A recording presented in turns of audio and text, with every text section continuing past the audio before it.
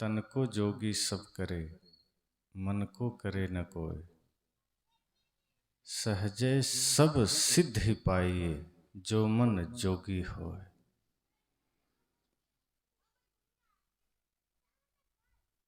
किसी ने साहब से पूछा होगा, क्योंकि सदगुरु कबीर निरंतर अपना ज्ञानामृत जगह जगह बरसाया करते थे। कहीं बैठकर उन्होंने जोग और जोगी की चर्चा की होगी। कुछ लोगों ने पूछा होगा कि सच्चा जोगी कौन है, और ये सिद्धियां जो पाने की बात है वो सिद्धियां क्या है। तब साहब ने कहा होगा, वैसे तो तन को जोगी सब करे, मन को करे न कोय। सहजे सब सिद्धि पाइए, जो मन जोगी होय। उन्होंने कहा, शरीर को जोगी बनाना बड़ा सरल है, लेकिन मन को जोगी बनाना कठिन है और लोग करते भी नहीं।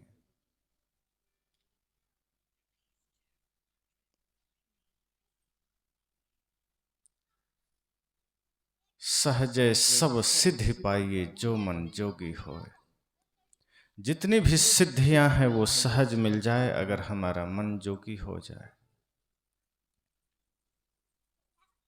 एक भजन में आप सब सुनते भी हैं, पाना नहीं जीवन को बदलना है साधना, धुएं सा जीवन मौत है जलना है साधना। मूड मुड़ाना बहुत सरल है, मन मुड़न आसान नहीं। व्यर्थ भभूत रमाना तन पर, यदि भीतर का ज्ञान नहीं। पर की पीड़ा में मोम सा पिघलना है साधना, पाना नहीं जीवन को बदलना है साधना। इसी में एक पंक्ति और आती है, मंदिर में हम बहुत गए पर तन यह मंदिर नहीं बना। व्यर्थ भभूत लगाना तन पर, यदि मन शिव सुंदर नहीं बना। व्यर्थ शिवालय में जाना, मंदिर में हम बहुत गए पर तन यह मंदिर नहीं बना। सदगुरु कबीर के वाणी से बिल्कुल मैच करते हुए वाणी, कि मंदिर तो गए लेकिन हमारा शरीर मंदिर न बन सका। बाहर निर्मित मंदिर का ख्याल हमने रखा, ईंट पत्थर सीमेंट से जोड़ा हुआ मंदिर, जिसमें बाहर से लाए हुए प्रतिमा के लिए हमने बड़े श्रद्धा बड़े भाव दिखाए, पूजा की, वहां की स्वच्छता का ध्यान रखा, वहां की निर्मलता का ध्यान रखा। लेकिन शरीर जो स्वयं मंदिर है, हमने इसे कबाड़खाना बना दिया। साहब ने कहा कि हर आदमी अपने अपने शरीर को कबाड़खाना बना दिया। जिस शरीर को, जिस देह को ऋषियों ने देवालय कहा था, देह देवालय स उच्यते, कि यह देह ही देवालय है। यदि मुख से बोलना सही हो जाए, हमारा खाना पीना सही हो जाए, हमारे रास्ते सही हो जाएं, तो हमारे शरीर से बड़ा कोई मंदिर नहीं। लेकिन हमने तन को मंदिर न बनाया, और मंदिर जाते रहे, शरीर पर परिवर्तन आते रहे, वस्त्र बदलते रहे, तिलक बदलते रहे, लेकिन मन शिव सुंदर नहीं बना। मन हमारा सुंदर न बन सका। तो साहब ने कहा, तन को जोगी सब करे। आज शरीर को जोगी हम बना लेते हैं। इसको और हम गहरे से समझें तो बाहर की साधना हम कर लेते हैं। कोई भी हो, गृहस्थ विरक्त स्त्री पुरुष बाल वृद्ध जो भी हैं, बाहर की साधना में हमें रुचि है। बाहर से सब कुछ करने में हम उत्सुक रहते हैं, लेकिन कोई बात, कोई आचार, कोई विचार, कोई आदर्श, कोई ज्ञान भीतर उतारना पड़े, हम थोड़ा कृपण हो जाते हैं, कंजूस हो जाते हैं। आंगन में झाड़ू लगाना हो, मंदिर में झाड़ू लगाना हो, हमें सरल लगता है, लेकिन अपने हृदय रूपी आंगन को साफ करना हो, हमें बड़ा कठिन लगता है। सारे विकारों का निवास हमारे हृदय में है। आप सोचिए, क्रोध जब हम किसी पर करते हैं वो कहां से आता है। सोचिए, किसी के लिए नफरत हमारे मन में कहां से आता है। सोचिए, घृणा, द्वेष, झूठ, चोरी, छल, कपट, ये सब हृदय से ही तो आता है। और इस हृदय रूपी आंगन को हमने गंदा ही रखा। बाहर मेहनत है झाड़ू लगाने में, मंदिर की सफाई में मेहनत है, हृदय को पवित्र करने में कोई मेहनत नहीं, लेकिन वही हम नहीं करते हैं। साहब ने कहा तन को जोगी सब करे। शरीर को जोगी बनाना हमें बड़ा सरल मालूम पड़ता है। किसी ने कह दिया व्रत रहो सारी सिद्धियां मिल जाएगी, स्त्री पुरुष सभी व्रत रहने लग जाते हैं, भूखे प्यासे रहने लग जाते हैं। शास्त्रों में लिख दिया गया एकादशी व्रत करो सारे पुण्य मिल जाएंगे, स्वर्ग चले जाओगे। एकादशी व्रत और उसमें भी निर्जला, बिना पानी पिए लोग रहने लग जाते हैं। भूखे प्यासे रहना हमें सरल मालूम पड़ता है, उपवास करना हमें सरल मालूम पड़ता है, नवरात्रि में 9 दिन तक भूखे रहकर पूजा करना हमें सरल मालूम पड़ता है। लेकिन सदगुरु कबीर कहते हैं एकादशी व्रत अगर सही मायने में हो सकता है तो वो यह है कि 5 ज्ञानेंद्रियां, 5 कर्म इंद्रियां और 1 मन, इन 11 को वश में कर लिया, इससे बड़ा एकादशी व्रत कुछ भी नहीं। जिस दिन हमारा बोलना मीठा हो गया, जिस दिन हमारा चलना सही हो गया, जिस दिन हमारा चिंतन सही हो गया, जिस दिन हमारे सारे कार्य, सारे क्रिया, सारे कर्म पवित्र हो गए, इससे बड़ा कोई व्रत नहीं है, इससे बड़ा कोई नियम नहीं। बाहर हमें कठिन नहीं लगता। वैष्णव देवी की सीढ़ियां चढ़ना हो, चाहे अमरनाथ की यात्रा करनी हो, हमें सरल मालूम पड़ता है। कैलाश मानसरोवर जाना हो सरल मालूम पड़ता है, द्वारिका जाना सरल है। लेकिन इस मन को ही हम तीर्थ बना सकें, यह हमें बड़ा कठिन मालूम पड़ता है। इस मन को ही निर्मल बना सकें, यह हमें बड़ा कठिन मालूम पड़ता है। बाहर सारी चीजें सरल और भीतर कठिन। साहब ने कहा तन को जोगी सब करे, अर्थात इस शरीर से जो कष्ट किया जा सकता है उसमें हम कभी कमी नहीं करते। शरीर को निर्मल करने की चेष्टा भी करते हैं, समय से गंगा स्नान भी कराते हैं। शास्त्रों में कह दिया गया गंगे तव दर्शनार्थ मुक्ति, गंगा का दर्शन से ही मुक्ति हो। नहा लिया तो फिर पूछो मत, सारे पाप धुल जाएंगे। आदमी गाड़ियां भर भर के गंगा किनारे जाता है। अभी माघ मेला चल रहा है, डुबकी लगा रहे हैं, पर आपने भजन सुना है? इससे तन की गंदगी तो मिट सकती है, मन की गंदगी मिटे ऐसा कोई उपाय नहीं है गंगा में। क्योंकि मन में है विकार, मन में है पाप, और शरीर को धोने से मन के पाप न मिटेंगे। इसलिए तो भजन आप सुनते हैं, धोना था मन भूल गया तो धोता रहा तन मल मल के, घर का ईश्वर भूल गया तू तीरथ करता चल चल के, धोना था मन भूल गया तो। क्या कहा? मन को धोना था, भूल गया। यही बात साहब कह रहे हैं कि तन को जोगी सब करे।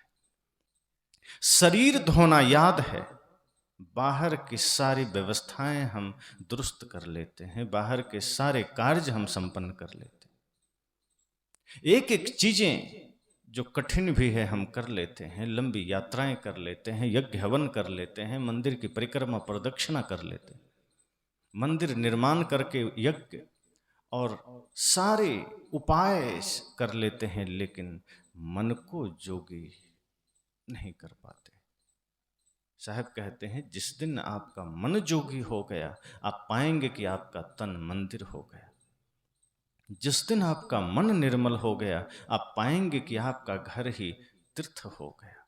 फिर आपकी यात्रा खेत में होगी, आपकी यात्रा बाजार में होगी, आपकी यात्रा कहीं घूमने के लिए भी होगी, तो आपका उठा हुआ हर कदम तीर्थ के समान होगा। जहाँ जहाँ डोलों सो परिक्रमा, जो कुछ करो सो पूजा। साहब ने कहा कि अगर मन निर्मल हो तो आपका हिलना डोलना भी पूजा है।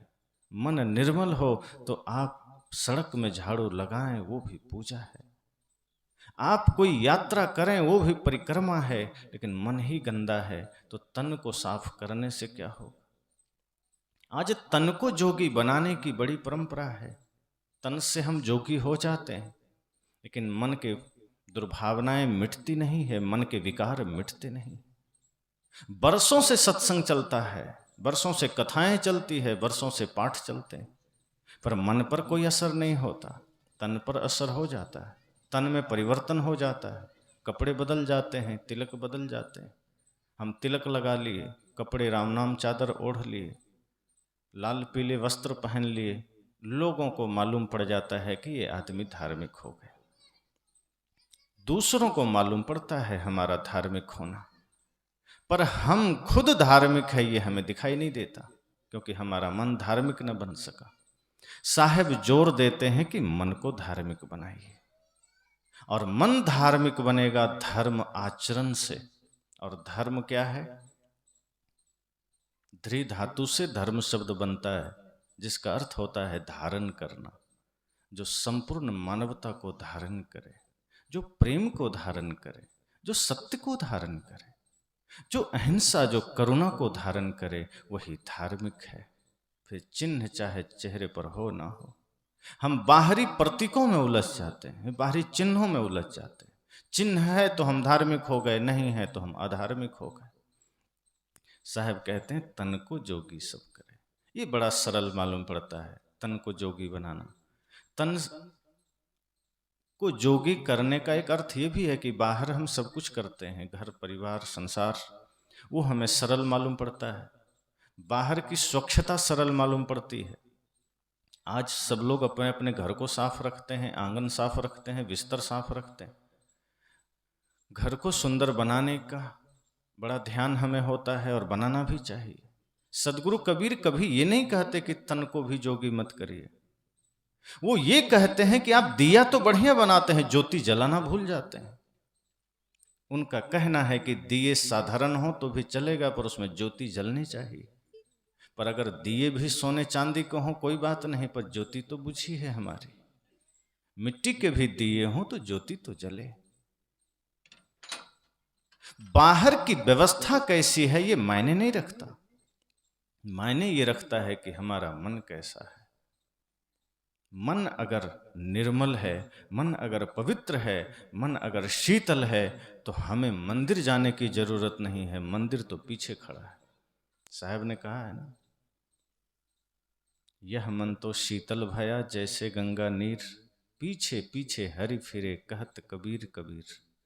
उन्होंने कहा अगर मन शीतल है तो आपको राम के पीछे नहीं जाना है, फिर हरि ही आपके पीछे आएंगे, राम आपके पीछे आएंगे, फिर वो आपका नाम जपते हुए आएंगे।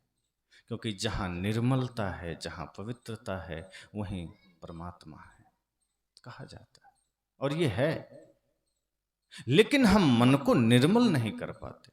अक्सर आपने सुना होगा रामायण से एक उदाहरण कि लोगों ने पूछा राम जी से कि आपको कौन पा सकता है, हम बड़ी तपस्याएं करते हैं आपको पाने के लिए, तप करते हैं, उपवास रखते हैं, रामायण का पाठ करते हैं, कभी कभी तो हठयोग करते हैं, प्राणायाम करते हैं आपको ही पाने के लिए, सरयू में स्नान करते हैं आपको पाने के लिए, तमाम प्रयत्न करते हैं आपको पाने के लिए, पर आप बताएं आपको कौन पा सकता है।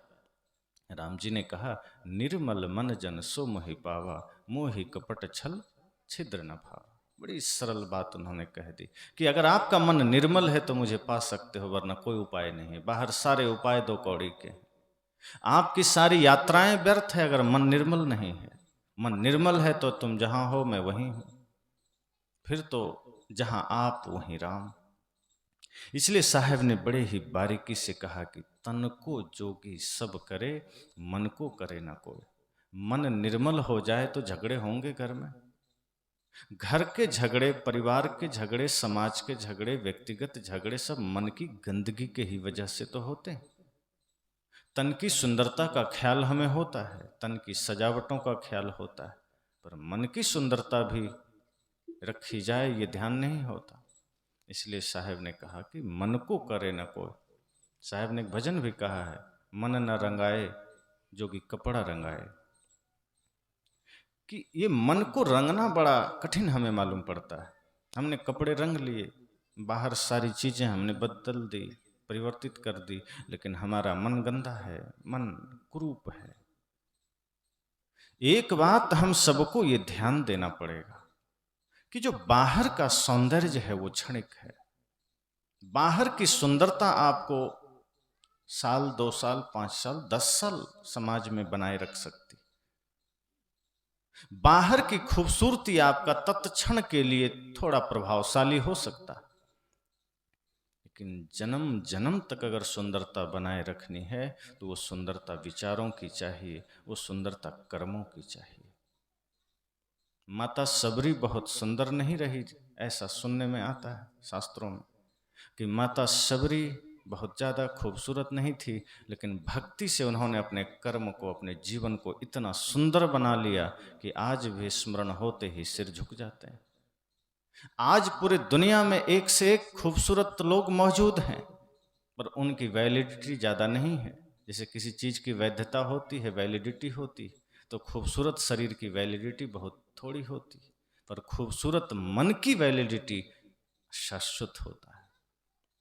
जिसका मन खूबसूरत है उसकी कोई वैलिडिटी नहीं है, उसका कोई एक्सपायरी डेट नहीं है। बाहर के सारे चीज़ों को आप देखें तो उसका एक्सपायरी डेट है। पद हो, रूप हो, नाम हो, धन हो, सब सीमित है। चाहे कोई प्रधानमंत्री पद पर बैठा हो, कुछ दिन बाद वो भूतपूर्व हो जाता है, वो पद उसकी पहचान खत्म कर दी, दूसरे की पहचान बन जाता है उसका पद। कोई रूप लेकर बैठा है, 10-20 साल बाद वो रूप उसका पीछा छोड़ देता है। कोई धन लेकर बैठा है, एक समय के बाद धन भी उससे दूर हो जाता है। इसलिए साहब ने कहा कि तन को जोगी करना सरल है। कुंभ मेला का जब समय चलता है तो बहुत से लोग ट्रेनों में वेश बना लेते हैं। अब जाना है, टिकट न लगे तो तत्काल वेश परिवर्तित कर लेते हैं। वो बड़ा सरल मालूम है, तन को जोगी करना।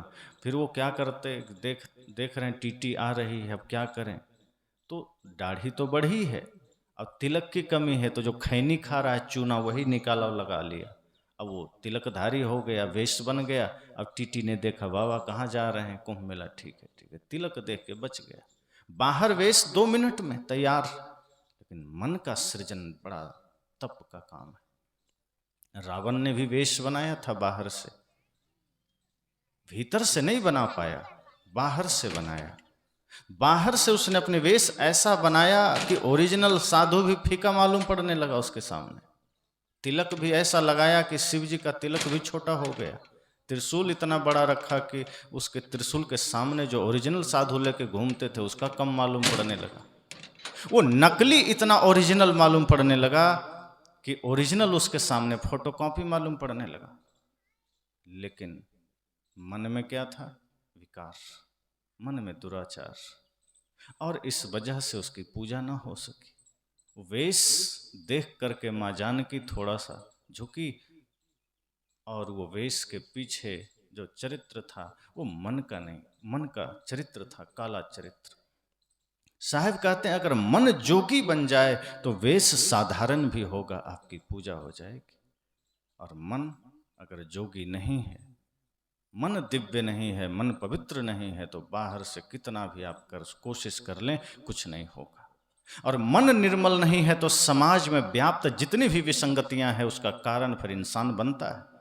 समाज में खड़ी हुई संप्रदाय की दीवारों का कारण मनुष्य कब बनता है? जब हमारा मन गंदा होता है। जाति पाति की दीवारें कब खड़ी होती है? जब हमारा मन गंदा होता है। मत पंथ की दीवारें कब खड़ी होती है? जब हमारा मन गंदा होता है। भाई भाई का दुश्मन कब बनता है? जब हमारा मन गंदा होता है। राम की जीवनियां पढ़ें, चाहे राम की पूजा करें, अगर वो पूजा के बाद भी राम का आदर्श न उतरा जीवन में, तो फिर इसका अर्थ ये हुआ कि तन से तो हम राम को मानते रहे, मन से कभी मान न सके। और आज राम को मानने वालों की कोई कमी नहीं। राम मंदिर में राम जी आ गए, लेकिन दुर्भाग्य ये होता है कि राम जी लोगों के हृदय में नहीं आ पाते। वो मंदिर तो आ जाते हैं, मंदिरों में उनका स्थापना हो जाता है, पर राम के आदर्श का स्थापना हमारे हृदय में नहीं हो पाता है।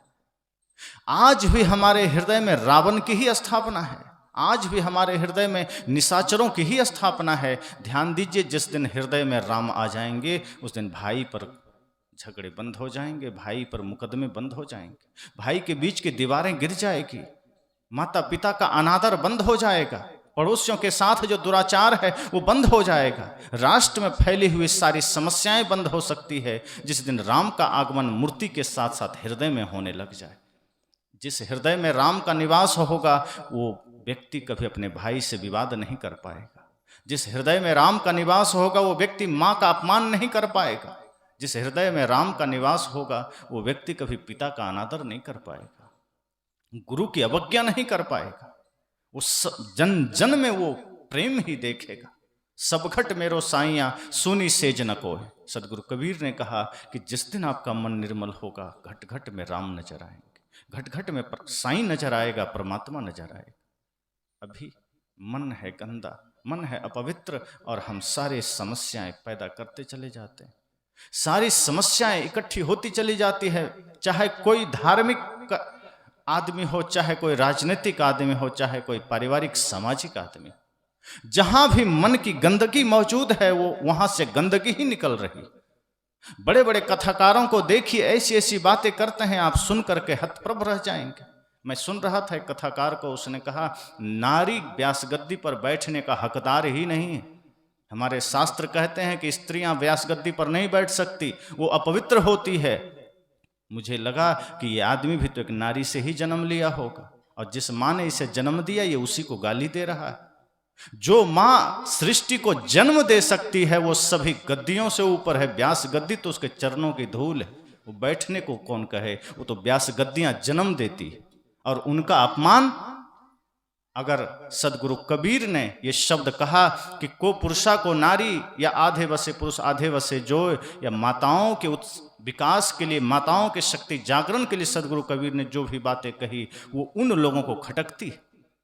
वे लोग उसे उल्टा करार देते हैं कि ये शास्त्र विरुद्ध है। साहब ने कहा, अरे शास्त्र भी तो तुमने ही लिखे हैं, तो इसमें ज्यादा सोचने की क्या बात है। ये कहो कि ये जो क्रियाकलाप आज चलता है मन की गंदगी के वजह से चलता है। मन गंदा है तो खुद बैठ गए अलूल जलूल बक देना है। एक ने कहा कोई आदमी कितना भी पाप करे, कितना भी अत्याचार करे, भाई से झगड़ा करे, विवाद करे, माता पिता का अनादर करे, शराब पिए, मांस खाए, बस इतना करना कि जब वो मर जाए तो अंत में चिता में तुलसी डाल देना, स्वर्ग चला जाएगा। क्या करेगा आदमी? गीता साइड कर देगा। गीता की जरूरत ही नहीं है, रामायण की जरूरत ही नहीं है, बीजक की जरूरत ही नहीं है, अब कुछ करने की जरूरत नहीं। जम करके पाप करो, जम करके झगड़े करो, बेटों से समझा जाएगा बेटों को कि अंत में बस तुलसी डाल देना, मेरा सारा पाप खत्म।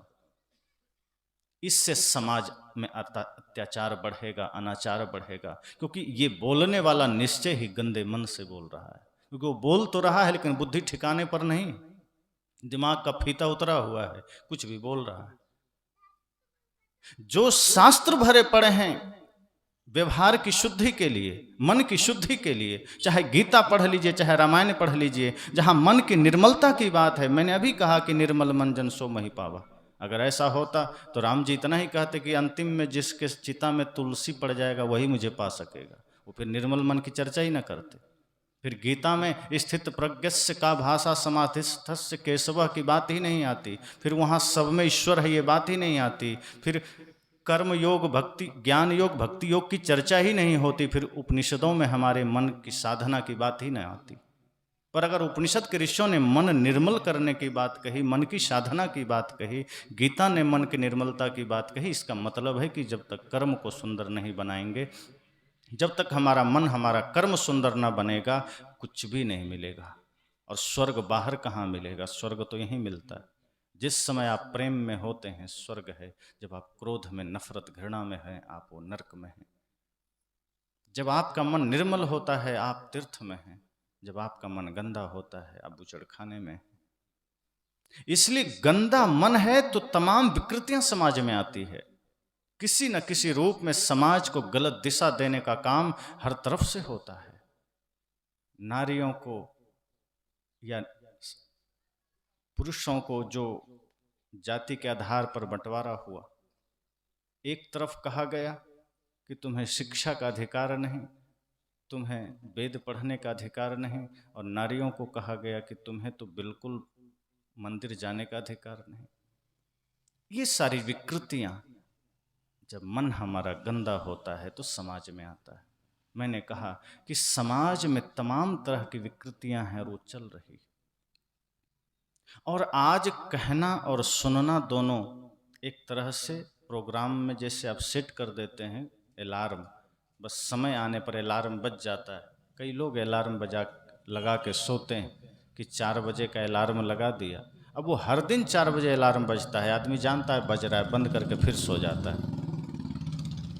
हमारी सारी क्रियाएं ऑटोमेटिक हो गई है, बस चल रहा है। प्रोग्रामिंग हमने सेट कर दिया है कंप्यूटर में, वो चलता है।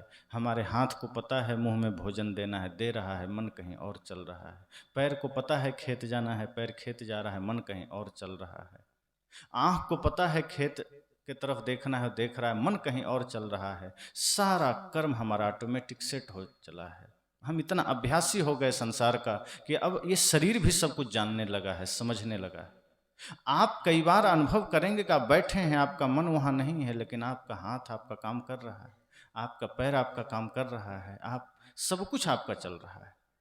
और ये बेहोशी की अवस्था है, ये मन की गंदगी की अवस्था है। इसी वजह से तमाम विकृतियां पैदा हुई। आज समाज में इतनी सारी विकृतियां हैं, उसका कारण कौन है? क्योंकि हर चीज कहना और सुनना दोनों एक जैसा हो गया। हम कहे चले जा रहे हैं, लोग सुने चले जा रहे हैं। न हमारे कहने के पीछे हमारा कोई आचरण है, न सुनने के पीछे कोई आचरण है। न हमारी यात्रा में कोई समर्पण है, न हमारे कहने में कोई भाव है, न सुनने में कोई भाव है। एक ये श्रृंखला चल पड़ा है। साहब ने कहा तन को जोगी सब करे। ये तन को जोगी करना बड़ा सरल है। तन से हम सब कुछ कर लेते हैं, व्रत कर लेते हैं, उपवास कर लेते हैं, नीति नियम से सारे चीजों का पालन कर लेते हैं, पर मन को जोगी बनाना हो हमें बड़ा भारी मालूम पड़ता है। तन से हम किसी को 2-4 पैसे दान कर देते हैं, बड़ा सरल मालूम पड़ता है। द्वार पर कोई आ जाए तो हमें दिक्कत ज्यादा नहीं होती है, 200, 500, 1000 रुपये हम दे देते हैं। पर मन से किसी को शुभकामना देना ये बड़ा कठिन होता है।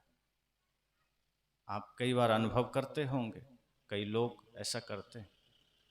ट्रेन में ही कोई भिक्षुक आ जाए, कोई याचक आ जाए कुछ लेने, या आप कहीं जा रहे हैं और कोई आपसे कुछ मांग दे, तो टालने के लिए कुछ पैसे निकाल कर दे देते हैं और मन ही मन कहते हैं कि और कोई नहीं मिला, मेरे पास आ गया, निकल यहाँ से। मन से आप नहीं दिए, मतलब तन से देना बड़ा सरल मालूम पड़ा, हटा दिए, पर मन से शुभकामना न दे सके। साहब कहते हैं तन से कुछ न दे पाओ चिंता की बात नहीं, पर मन से अगर आप शुभकामना कर पाए, मन से अगर आप दूसरों के लिए अच्छा भाव रख पाए, तो समझना आप जोगी हो गए। अगर मन आपका निर्मल हो सका तो समझ जाइए कि आपने आप जोगी हो गए, आपने जोग को साध लिया, अपने योग की साधना कर ली। बाहर के योग मन तक नहीं पहुंचेगा, मन का जोग ही मन तक पहुंचेगा, और हम मन का जोग ही नहीं कर पाते। इसलिए साहब कहते हैं कि तन को जोगी सब करे, मन को करे न कोई। ये मन को जल्दी कोई कर नहीं पाता, न करने की सोचता है। अब सरल भी तो नहीं लगता। किसी को अगरबत्ती जला करके भगवान से कुछ मांगना सरल लगता है, पर अगर कह दे कि माता पिता गुरु की सेवा करो तो मिलेगा, तो आदमी थोड़ा सा हड़बड़ा जाता है कि इतना समय नहीं। अगर बात बन जाए ऐसे ही तो ठीक है, अगरबत्तियों से काम चल जाए। अगर 1 लोटा जल चढ़ाने से काम हो जाए, 1 लोटा जल सभी समस्याओं का हल, अगर ऐसा कुछ हो जाए तो ठीक है।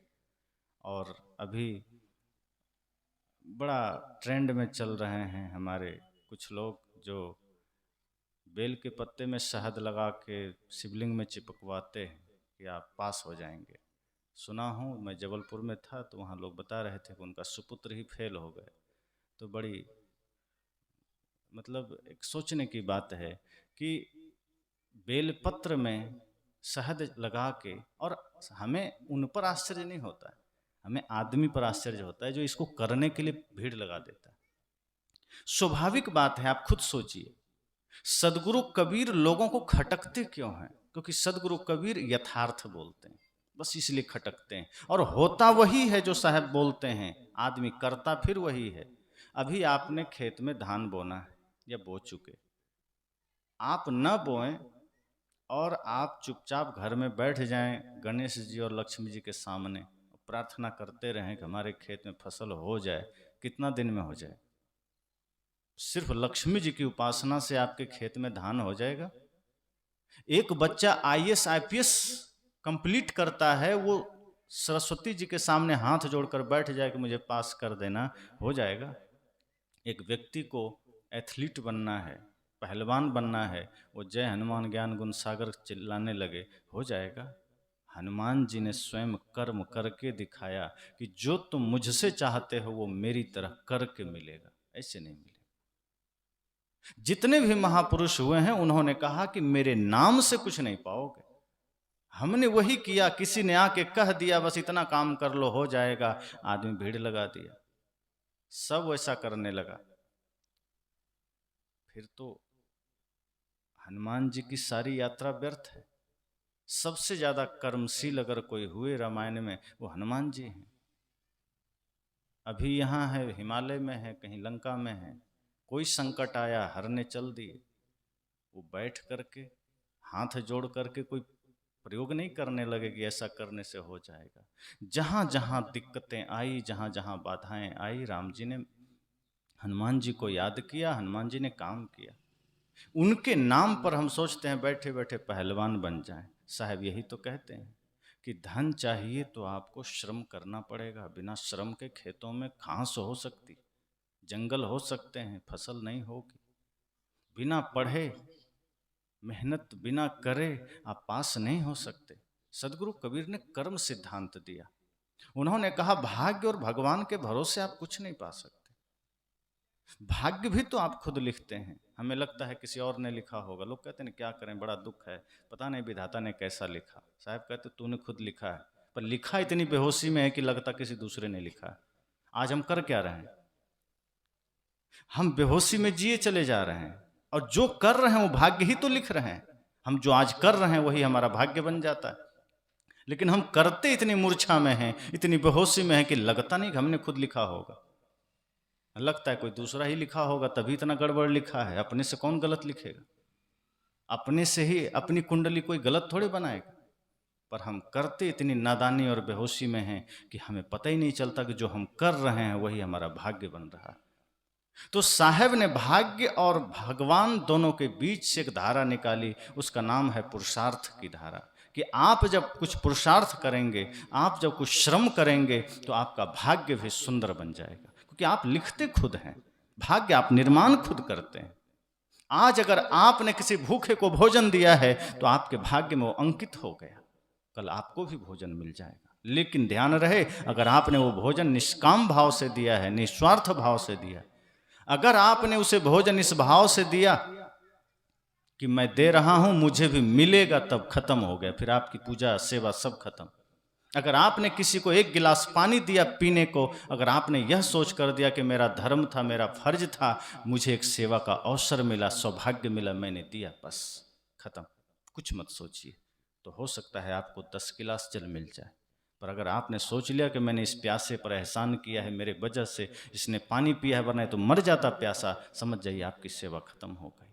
अगर आपने अपने बच्चों की सेवा करनी है या कर रहे हैं, यह भाव से करिए कि इसकी ये जाने, मेरा धर्म, मेरा फर्ज ये है कि एक अवसर मुझे सेवा का मिला है, ये बाल रूप स्वरूप स्वयं भगवान ही तो हैं, बस इनका सेवा का अवसर मिला है, इनकी पूजा का अवसर मिला है, मुझे मेरा कर्म कर देना।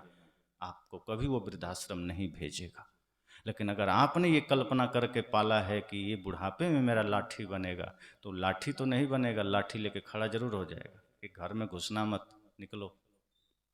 इसलिए संतों ने कहा कि अगर अपने बच्चों में सही संस्कार आपने दिया, अगर आपने अपने बच्चे को सही शिक्षा दी, और शिक्षा का शब्द जब भी आए तो उसके साथ साथ संस्कार जोड़ना चाहिए। आज शिक्षा तो मिल जाती है, संस्कार नहीं मिलता।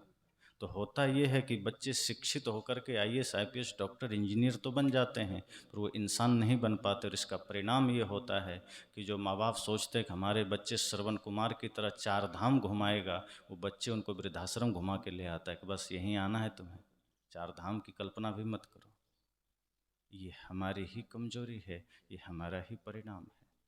इसलिए ये अगर कोई सोचते हैं कि बिना कुछ किए मिल जाएगा, कुछ नहीं मिलेगा। हमें सम्यक रूप से, बड़े ही भाव से कर्म करना पड़ेगा। हमें अपने मन को निर्मल बना करके कर्म करना पड़ेगा। और जब हम होश में कर्म करते हैं तो हमारा भाग्य भी होशपूर्ण बनता है। बेहोशी में करते हैं तो हमें बड़ी दिक्कतें आती है कि अब जैसे कोई शराब पी लिया, तो पीने के बाद उसको कुछ भी पता नहीं रहता है कि मैंने पिया या कोई पिलाया है। वो उस समय ज्ञानी भी हो जाता है। शराब कोई पी लिया है तो आप उस समय देखिए कि जो कुछ वो बिना पिए में एकदम खामोश आदमी पीने के बाद बोलने लगता है, और ऐसी ऐसी बातें बोलेगा जैसे कि कहीं से शास्त्र पढ़कर आया। एक से गालियां भी निकलने लगती है जो कभी उसके मुख से आप सुने नहीं होंगे। होता इतना ही है, शराब का काम इतना है कि जो नियंत्रण आदमी जबरदस्ती अपने पर बना के रखता है, भीतर कुछ बाहर कुछ, तो आदमी संभाल के रखता है कि भीतर का बाहर ना आ जाए। शराब उतना ही कनेक्शन हटा देता है, उसका नियंत्रण काट देता है, तो भीतर वाला बाहर खुद आ जाता है, वो बेहोश हो जाता है। तो उस समय वो असली है। जो नशे की हालत में आप इंसान देख रहे हैं वही उसका भीतर है, वही ओरिजिनल है। जब नशे में नहीं है तब वो संभाला हुआ है, खुद को जड़ा कठोर करके रखा हुआ है। इसलिए साहब ने कहा होशपूर्ण कर्म करिए। जब होशपूर्ण कर्म होगा तो गलतियां खुद छूट जाएगी। शराब फिर हाथ में नहीं आएगा, फिर नशा हाथ में नहीं आएगा। शराब पीकर बेहोश होना ये बहुत छोटी चीज है। बेहोशी के बाद हम शराब पीते हैं। हम बेहोश पहले होते हैं, मूर्छा में पहले होते हैं, फिर हम गलत चीजों को हाथ लगाते हैं। लोग कहते हैं कि इस पर ध्यान मत दीजिए, शराब पी के बेहोश है। संत कहते हैं नहीं नहीं, आप वो देख रहे हैं जो अब है, हम वो देख रहे हैं जो होकर ये अब हुआ है। संत कहते हैं ये शराब पीकर बेहोश नहीं हुआ है, ये बेहोश पहले था इसलिए शराब पिया है। होश में होता तो शराब को छूता भी नहीं, होश में होता तो तंबाकू को छूता भी नहीं, होश में होता तो झूठ बोलता नहीं, होश में होता तो किसी से झगड़ा नहीं करता। ये बेहोश में जीने वाला आदमी ही गलतियां करता है, बेहोश में जीने वाला आदमी ही नशा को हाथ लगाता है। इसलिए संत का नजरिया थोड़ा भिन्न होता है। वो कहते हैं ये बेहोशी का जो आपका कारण है इसे ठीक करिए, क्योंकि बेहोशी में जो भी कर्म होगा वो बड़ा अनर्थकारी होगा। बेहोशी में जो भी कर्म होगा वो बड़ा ही विध्वंसकारी होगा। और आज समाज में जो विध्वंस फैला है इसका कारण हमारी बेहोशी है। हमारे शास्त्र हमें होश की शिक्षा दे रहे हैं।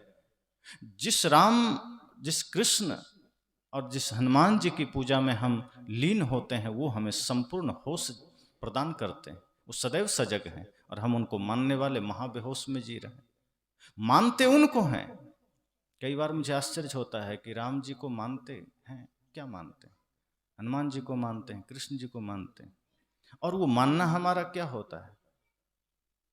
एक चित्र है, मूर्ति है, सामने हाथ जोड़ ली, रावण और आज के आदमी में सिर्फ इतना फर्क है कि रावण न बाहर से मानता था न भीतर से मानता था। आज का आदमी बाहर से मानता है, भीतर से नहीं मानता। इसलिए रावण से ज्यादा खतरनाक आज का आदमी।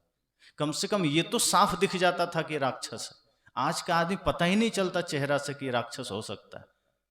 कौन है राक्षस? राक्षस का अर्थ क्या है? पहले हम कहते थे कि राक्षस के नाखून बड़े होते थे, आंख बड़े होते थे, 10-12 फीट के होते थे, 50 फीट के होते थे, शरीर बड़ा होता था। अब सोचिए, ये तो उसकी एक पहचान हमने बताई। अब उसका कर्म क्या होता था? नशा करना, मांस खाना, मदिरा पीना, व्यभिचार करना, धर्म विरुद्ध आचरण करना, यज्ञों का नष्ट करना, आम इंसान को परेशान करना, और जितना कुकर्म हो सकता है वो करना। ये करके वो राक्षस होता था। पहचान तो जो थी सो थी, शरीर जैसा था से था। और सच में अगर देखें तो शरीर भी कोई बहुत ज्यादा हम लोगों से भिन्न नहीं रहा होगा, पर उसकी विकृति को दर्शाने के लिए, उसके विभत्स रूप को जो भीतर से था उसको दर्शाने के लिए शरीर को भी एक आकार दिया गया। अक्सर मैं कहा करता हूं कि रावण के बारे में कि रावण को 10 सिर था, तो 10 सिर कोई रहा थोड़े होगा कि 5 इधर 6 इधर, 5 इधर, 5 5 10, 4 5। अब आप सोचिए कि जो विकार हमारे भीतर है, एक एक आदमी अपने भीतर का अवलोकन करिए, हमारे भीतर कितना विकार है। सोचिए, हम सोचते भी हैं, दूसरों के बारे में सोचते हैं कि सामने वाले में कितना विकार है। साहब कहते हैं आप सोचिए कि अपने अपने भीतर कितना विकार है। अब उससे 10 गुना ज्यादा विकार रावण में रहा होगा। हमारे पास कितना ज्ञान है, 2-3 अर्थों में हम रावण को समझ सकते हैं। रावण कोई सिर्फ नाम नहीं, वो एक चरित्र है। हमारे पास जो ज्ञान है, इससे 10 गुना ज्यादा ज्ञान एक साधारण इंसान के पास जो ज्ञान हो सकता है, उससे 10 गुना ज्यादा ज्ञान रावण के पास था। तो इन सबको दर्शाना है कैसे? तो 10 सिर लगा दिया। अगर ओरिजिनल में 10 सिर होता तो रावण तो करवट ही नहीं बदल पाता, कभी सो ही नहीं पाता, कठिन हो जाता। करवट बदलता 2-3 सिर टूट सकता था, लेकिन लोगों ने जोड़ दिया कि नहीं, सिर थे। सिर का अर्थ है उसके पास हमसे ज्यादा अहंकार था, हमसे ज्यादा ज्ञान था, तो दिखाया गया। तो उस समय जो राक्षसों के रूप का वर्णन शास्त्रों में मिलता है, उसका अर्थ आज हम इतना ही लगाते हैं कि हमारा कर्म बिगड़ा था। जिसका भाई से बनता नहीं है, जो माता पिता का सम्मान नहीं करता, जो अंडा खाता है, जो मांस खाता है, जो मुर्गी खाता है, जो शराब पीता है, वो आज का राक्षस है। इससे कुछ भी अंतर नहीं। अगर कोई ऐसा करता है और पूजा भी वो राम जी का कर रहा है, तो क्या समझते हैं राम की कृपा हो जाएगी? राम जी की कृपा किस पर होगी? निर्मल मन जन सो मोहि पावा, राम खुद कहते हैं। जो रावण का कर्म कर रहा है, जिसका मन गंदा है, उस पर राम की कृपा नहीं हो सकती, उस पर परमात्मा की कृपा नहीं हो सकती। इसलिए जब मन गंदा है और हमारा रूप बाहर भीतर दोनों गंदा है, तो मतलब बाहर से कुछ भी करें, मंदिर जाएं, मस्जिद जाएं।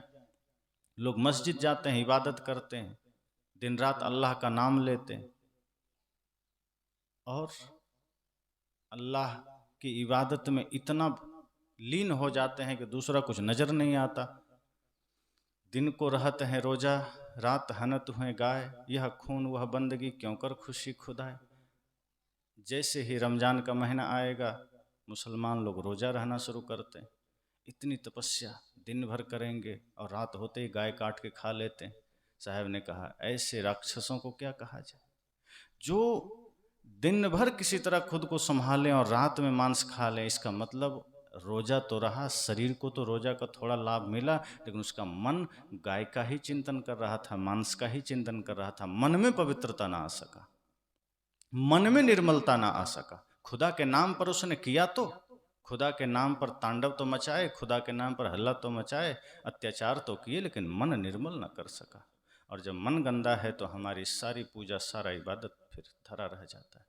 फिर हमारे जीवन में कोई खास परिवर्तन नहीं आ पाता, और परिवर्तन आता भी है तो हम उस दिशा में परिवर्तित होते हैं और बिगड़ते चले जाते हैं। जैसे कोई एक साधारण चोर है, उसने अपने जीवन को बदला नहीं, बल्कि इतना मेहनत किया, इतना मेहनत किया कि अब वो बहुत बड़ा चोर बन गया, उसी में सफल हो गया। चोरी कर्म छोड़ने में सफलता नहीं पाया, चोरी कर्म में और वो पीएचडी कर लिया। जैसे लोग करते हैं पीएचडी, तो चोर में महान हो गया। कोई शराबी महान शराबी बन गया, कोई महान जुआरी बन गया। अब उसमें वो इतना महान हो गया कि वो 10 लोगों को चोरी सिखा रहा है, 10 लोगों को जुआ सिखा रहा है, और उसी का सरदार बना। उसमें उसको खुशी हो रही है कि 10 लोग मेरे से सीखने आते हैं। उसको खेद भी नहीं है कि मैं 10 लोग को जुआ सिखा रहा हूं। वो उसी को अपना जीवन मान लिया है, उसको थोड़ा भी अफसोस नहीं है कि मैं किसी को चोरी सिखा रहा हूं, कि मैं किसी को हत्या सिखा रहा हूं।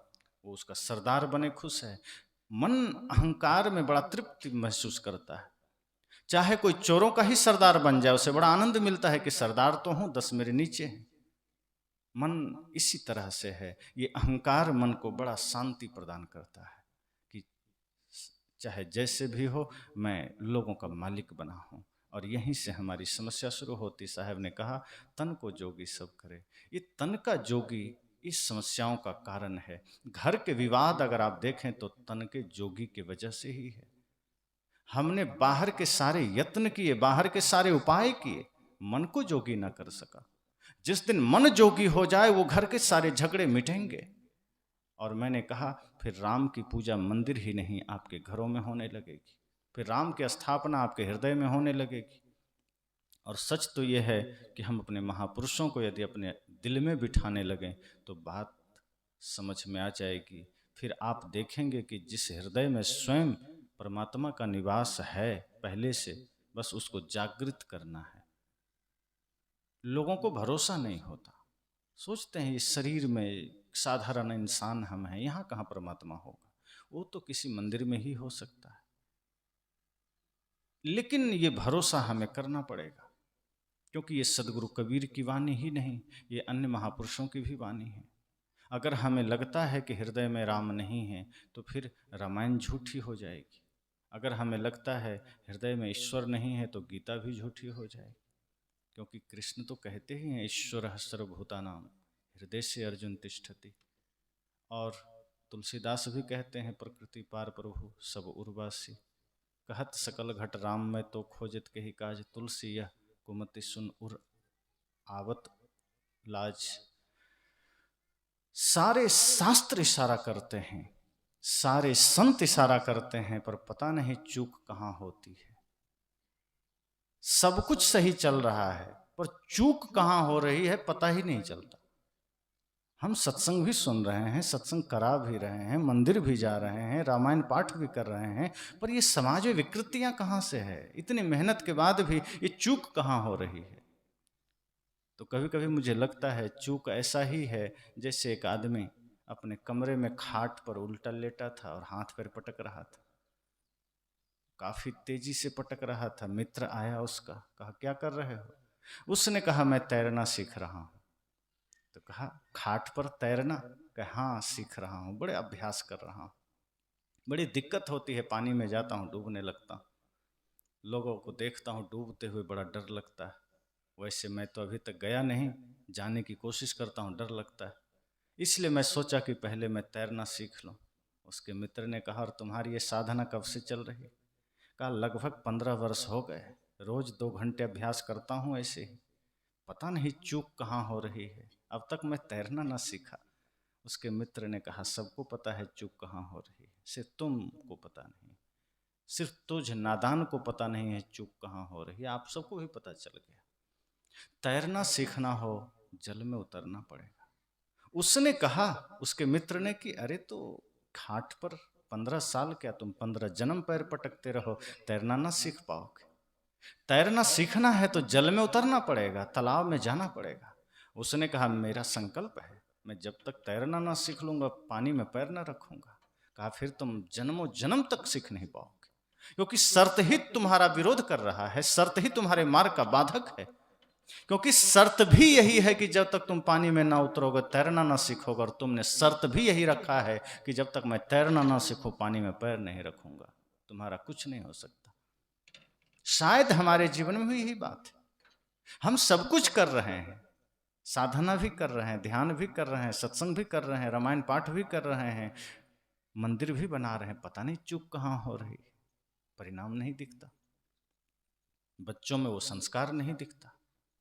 ये वही मिट्टी है ना भारत की, जहाँ 14 वर्ष की उम्र में खुदीराम बोस देश के लिए शहीद हो गए।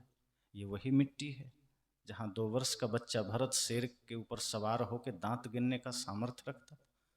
ये वही मिट्टी है जहाँ उधम सिंह 19 वर्ष की अवस्था में शहीद हो गए। ये वही मिट्टी है जहाँ भगत सिंह 23 वर्ष की अवस्था में देश के लिए अपनी शहादत दे दी। ये वही मिट्टी है जहाँ लक्ष्मीबाई 30 वर्ष की अवस्था में देश के लिए स्वयं की शहादत दे दी। और आज इसी मिट्टी में हम सब हैं और हमारे भीतर इतनी कायरता। आज तो माताएं अपने बच्चों को डराती है, बिल्ली आ रहा है शांत हो जा, कुत्ता आ रहा है, चूहा आ रहा है, कौवा आ रहा है, टिड्डा आ रहा है। अब छोटे छोटे जीव जंतु से अपने बच्चे को कायरता का बीज बोते चले जा रहे हैं। जिस मिट्टी की पहचान वीरता से है, जिस मिट्टी की पहचान वीर और वीरांगनाओं से है, अगर वहाँ आज ये संस्कृति बोई जाए, वहाँ आज ये संस्कार बोया जाए, तो दुर्भाग्य है हमारे देश का और इस भारत में जन्म लेने का। संतों ने कहा जागृत होइए, होश में आइए। चूक यही हो रही है कि हमने अपना संस्कार बदल दिया है, हमने अपने महापुरुषों का आदर्श अपने जीवन से हटा दिया है। हमने सब कुछ मन तक सीमित कर दिया है, हमने सब कुछ तन तक सीमित कर दिया है। मन से कभी कभी स्मरण कर लिए, पर उस मन के भाव को हृदय में उतरने ही नहीं देते। तन के रूपों को हम भीतर उतरने ही नहीं देते। हाथ जोड़ रहे हैं तन से, पर अगर हृदय से भी हाथ जुड़ जाए तो बाहर हाथ ऐसे भी रहेगा तो हृदय में समर्पण आ जाएगा, भाव आ जाएगा। लेकिन हम बाहर बाहर सब कुछ करते चले गए, सारी तैयारी हमारी चलती चली गई, सारे मेहनत हम करते चले गए, भीतर कोई परिवर्तन ना हो सका। इसलिए आज एक भाई भाई का दुश्मन है। अधिकांश कोर्ट में जो केस पेंडिंग पड़े हैं उसमें से आपको 50% से ज़्यादा केस भाई भाई का मिलेगा, उसमें ज़्यादा से ज़्यादा केस पति पत्नी का मिलेगा। कस्में खाते हैं 7 जन्म साथ रहेंगे, 7 दिन बाद तलाक लेने की सोचते हैं। पता नहीं कहाँ चूक हो रही, हम कभी सोचते नहीं। हमारे बाहर का सारा सिस्टम भी तो करप्ट हो रहा है।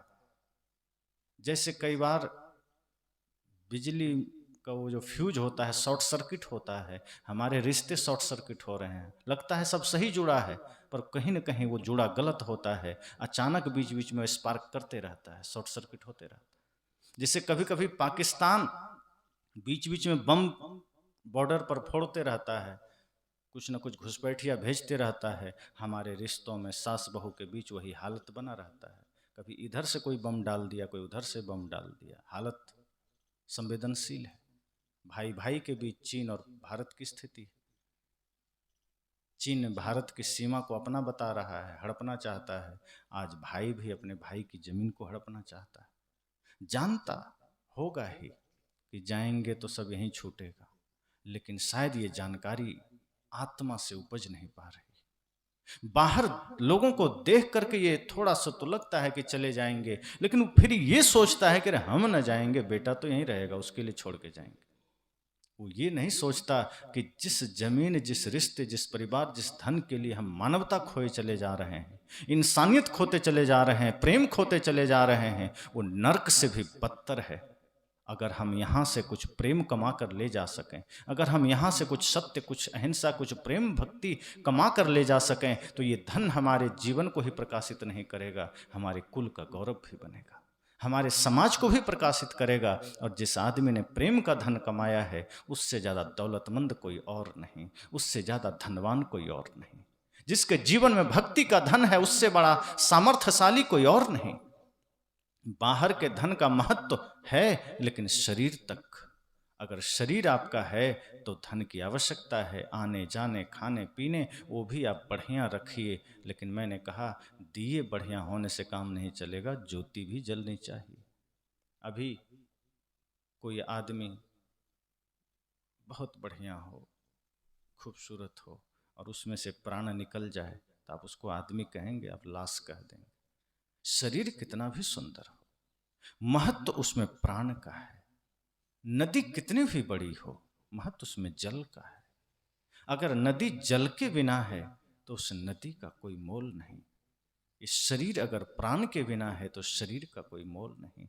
और जो जीवन हमारा धर्म के बिना है, भक्ति के बिना है, प्रेम के बिना है, तो वो मरघट से कम नहीं। साहब ने कहा ना, जाघट प्रेम न संचरे, ताघट जान मशान। साहब ने हर बात कह दी है। इसलिए मैंने कहा कि हमारे जीवन में चूक कहाँ हो रहा है, त्रुटियां कहाँ हो रही है, ये हमें भी सोचना है कि इतना सब कुछ करने के बाद भी हमारे जीवन में कोई बदलाव नहीं आता। और ये विकृतियां इतनी बड़ी बनती चली जा रही है, मन की गंदगी इतना विशाल बनता चला जा रहा है कि एक घर नहीं, एक समाज नहीं, एक राज्य नहीं, एक देश प्रभावित हो रहा है। आज हर मन की गंदगी इतना भयंकर रूप ले चुकी है कि वो चाहे धार्मिक मंच हो, चाहे राजनीतिक मंच हो, चाहे वो सामाजिक मंच हो, पारिवारिक मंच हो, हर जगह से विकृतियां ही परोसी जा रही। क्योंकि जो मन में रहेगा वही हम दूसरों को देंगे। इसलिए मैंने कहा कि आज जो जितने भी विभत्सकारी रूप देखने को मिल रहे हैं समाज में, वो सब इन्हीं गंदे मन का कारण है। ये सब यही गंदे मन का देन है। जिस दिन मन निर्मल हो गया, मन पवित्र हो गया, जिस दिन हमारा मन जोगी हो गया, सभी सिद्धि पा जाएंगे। अब सिद्धि की बात आई तो कुछ लोग सोचते हैं आकाश में उड़ने वाला सिद्धि मिल जाएगा। एक जगह से दूसरी जगह जाने वाली सिद्धि मिल जाएगी। आग पर चलना सिद्धि है, पानी पर चलना सिद्धि है। बुद्ध कहते हैं नहीं, आकाश में चलना सिद्धि नहीं है, आग पर चलना सिद्धि नहीं है, पानी पर चलना सिद्धि नहीं है। सबसे बड़ी सिद्धि है धरती पर सही से चलना। हमको धरती पर चलना नहीं आया, हम आग पर चलने की कोशिश करते हैं, हम पानी पर चलने की कोशिश करते हैं। जिसको धरती पर चलना आ गया उससे बड़ा सिद्ध पुरुष कोई नहीं। सबसे बड़ी सिद्धि है किसी ने गाली दिया और आपने मुस्कुरा के जवाब दिया, ये सबसे बड़ी सिद्धि है। हाथ हिला के रसगुल्ला ले आना जादू का खेल है, ये कोई भी कर लेगा, आप सीखेंगे, आप लोग भी कर लेंगे। पर किसी ने गाली दिया और मुस्कुरा के जवाब देना, ये बहुत बड़ी सिद्धि है, ये सबसे नहीं हो पाती। किसी ने आप पर क्रोध किया और आपने बदले में प्रेम से उत्तर दिया, ये सबसे बड़ी सिद्धि है। समाज में अपने अपने स्तर से लोग विकृत होते चले जाएं और वहाँ आपने धर्म का पथ नहीं छोड़ा, वहाँ आपने इंसानियत का रास्ता नहीं छोड़ा, वहाँ आपने भक्ति का मार्ग नहीं छोड़ा, इससे बड़ी सिद्धि कुछ भी नहीं। जो व्यक्ति इतने सारे विषमताओं के बीच रहकर भी अपना स्वभाव न छोड़े, उससे बड़ी सिद्धि क्या हो सकती। कठोर दांतों के बीच में जीभ रहती है और अंतिम तक अपना स्वभाव नहीं छोड़ती है, और परिणाम क्या होता है, दांत बाद में आते हैं, कठोरता के वजह से पहले चले जाते हैं। सरलता विनम्रता का प्रतीक ये जीभ मृत्यु तक साथ रहती है। तो बीच में होने के बावजूद, खतरों के बीच में, इधर भी जाए तो कट सकती, उधर भी इधर भी, फिर भी वहाँ रह के अपनी कोमलता जीव कभी छोड़ती नहीं है। हम भी अगर अपना धर्म अपनी भक्ति कभी नहीं छोड़े तो सीधा अर्थ यह है कि हम अपने लक्ष्य में सफल हैं, हम अपने मार्ग में सफल हैं, और यही हमारे मन का जोगी होना है। इसलिए मैंने कहा कि तन को जोगी सब करे, मन को करे न कोय, सहजे सब सिद्धि पाइए। ये सिद्धियां हैं प्रेम की सिद्धि, सत्य की सिद्धि, ये सिद्धियां हैं भक्ति की सिद्धि, विनम्रता की सिद्धि, ये सिद्धियां हैं करुणा की सिद्धि। कि अंगुलीमाल जैसा आतताई भी सामने खड़ा हो तो बुद्ध के चेहरे पर करुणा की छाया है, उनके आंखों में प्रेम है। और अंगुलीमाल के प्रभाव से बुद्ध में कोई परिवर्तन नहीं आया, लेकिन बुद्ध की करुणा से अंगुलीमाल बदल गया, ये सिद्धि है। तो सामने चाहे भयंकर वातावरण हो, सामने चाहे भयंकर विपदा हो, परिस्थिति हो, अगर हम अपने मन की निर्मलता का त्याग नहीं करते हैं, हम अपने भीतर के आचरण का त्याग नहीं करते हैं, हम भक्ति में प्रेम में स्थित रहते हैं, इससे बड़ी सिद्धि कुछ भी नहीं है। और ये सिद्धि जिसके जीवन में आ जाए वो फिर कभी भी मरता नहीं है, सबसे बड़ी बात है। जिस व्यक्ति के भीतर इतनी सिद्धियां आ जाए, प्रेम की, सत्य की, अहिंसा की, करुणा की, उसकी मृत्यु नहीं होती, वो अमर हो जाता है। और अमरता होती है कर्म से, शरीर से नहीं। शरीर तो प्रकृति ने दिया है, वो आप नहीं ना हम है। ये शरीर हमारा घर है, व्यवहार चलाने के लिए बोलना चाहिए ये मेरा शरीर है, मेरा कपड़ा है, मेरा घर है, मेरा मकान है, कहिए मेरा धन है। व्यवहार चलाना है तो कहना पड़ेगा। अब ऐसे सब छोड़ देंगे तो लोग उठा ले जाए, पर अब जीना है तो व्यवहार की दृष्टि से कहना तो पड़ेगा। लेकिन जब आंखें बंद करके बैठिए, जब स्वयं की ओर देखिए तो कहिए इस शरीर भी मेरा नहीं है। खुली आंखों से व्यवहार चलाने के लिए सब मेरा है, लोग मेरे हैं, देश मेरा है, धरती मेरी। लेकिन जब बंद आंख करिए, एक ही ख्याल लाइए कि शरीर भी तो मेरा नहीं है, न जाने कब साथ छोड़ दे, कौन जानता। तो जो शरीर साथ ही नहीं जाएगा उसके लिए हम इतने तांडव क्यों करें। जीने खाने के लिए बढ़िया व्यवस्था करनी। साहब ये भी नहीं कहते कि कम व्यवस्था करिए, अगर आपका सामर्थ्य है, आपकी मेहनत है, आप खरब जमा कर लीजिए, पर ध्यान ये रहना चाहिए कि आपकी व्यवस्था आपके साथ साथ समाज के काम आ सके। अगर आपके पास धन है तो धन वो सार्थक है जो किसी निर्धन के भी बल बन सके। अगर आपके पास विद्या है तो कोशिश कीजिए कि वो विद्या किसी निरक्षर के काम आ जाए। अगर आपके पास शारीरिक बल है तो कोशिश कीजिए किसी निर्बल के काम आ जाए। आपके पास व्यवस्था है तो कोशिश कीजिए कि कहीं वो व्यवस्था काम आ जाए। साहब ये तो नहीं कहते कि आप कपड़े गंदा पहनिए, कि घर छोटा रखिए, अगर महल बना लिए तो तोड़ के झोपड़ी बना लीजिए। साहब ऐसा नहीं कहते। वो कहते महल बना लिए, मन करे सोना चिपका दीजिए, कोई दिक्कत नहीं, पर मन को निर्मल करिए। कपड़े बढ़िया पहनिए, साहब नहीं कहते कि कपड़े बढ़िया है तब इसमें गोबर लगा के घूमें, ये कोई बात नहीं। कपड़े भी सुंदर पहनिए, पर मन को और ज़्यादा सुंदर रखिए, क्योंकि आपकी पहचान कपड़े से नहीं, आपके मन से है। इसलिए साहब ने कहा मन ना रंगाए जोगी कपड़ा रंगाए, मन न फिराए जोगी मन का फिराए, मन न रंगाए जोगी कपड़ा रंगाए।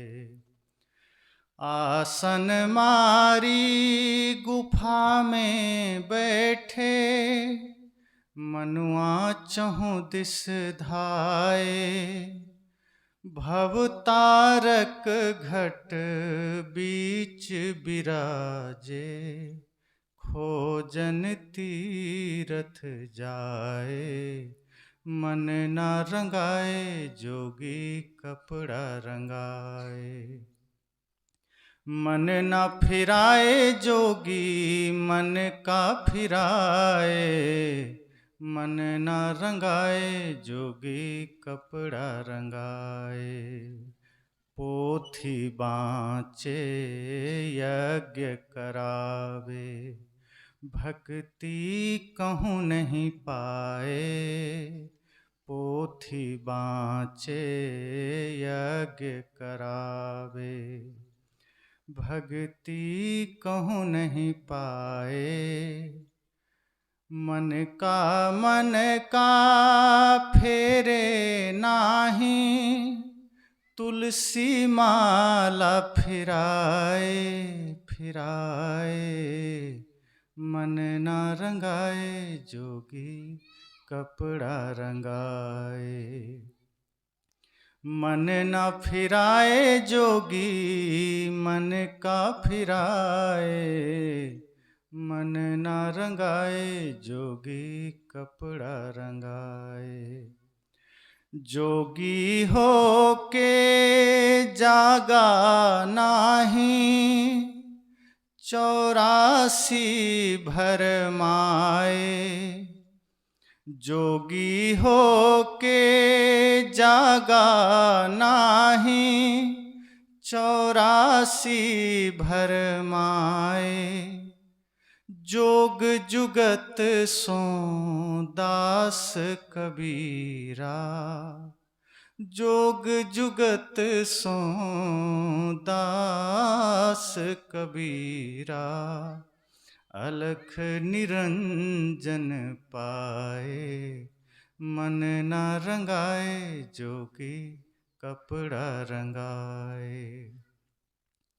मन ना फिराए जोगी मन का फिराए, मन ना रंगाए जोगी कपड़ा रंगाए।